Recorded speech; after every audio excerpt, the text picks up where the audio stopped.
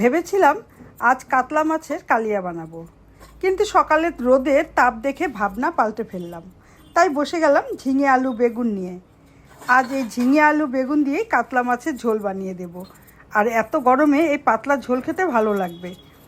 আর কালিয়া মানেই তো মশলা দিয়ে মাখা মাখা ঝোল, তাই সেটা আজ আর করব না। দেখো, আমি ঝিঙেগুলো লম্বা লম্বা করে দু টুকরো করে নিচ্ছি। এইভাবে আলু বেগুন কেটে নেব।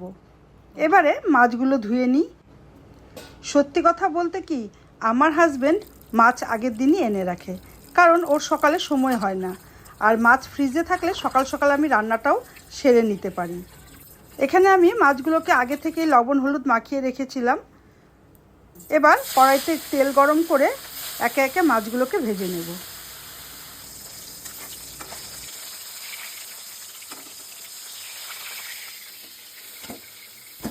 ওই ভাজার তেলেই আলু দেব লবণ ও হলুদ।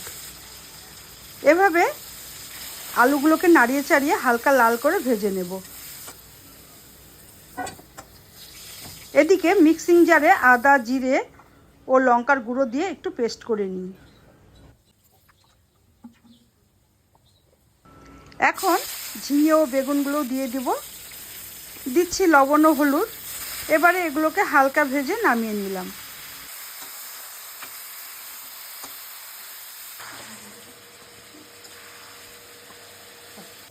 কড়াইতে দিলাম তেল গরম হলে দিচ্ছি তেজপাতা গোটা জিরে ফোড়নে।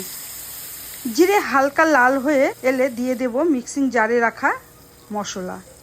এখন দেব পরিমাণ মতন লবণ ও হলুদ আর মশলার জারের সামান্য জল। এখন আবারও ভালো করে কষিয়ে নেব। মশলা যত ভালোভাবে কষিয়ে নেব, ঝোলের স্বাদও দ্বিগুণ বেড়ে যাবে। দেখো, মশলা কষানো হয়ে গেছে। এখন দিচ্ছি ভেজে রাখা সবজি, দিচ্ছি কয়েকটা চেরা কাঁচা লঙ্কা। আর আমি এখানে ভাজা সবজিগুলো যে গামলায় রেখেছিলাম, সেই গামলার মধ্যে সামান্য জল দিয়ে সেই জল আমি কষানোর জন্য সবজির মধ্যে দিয়ে দেব।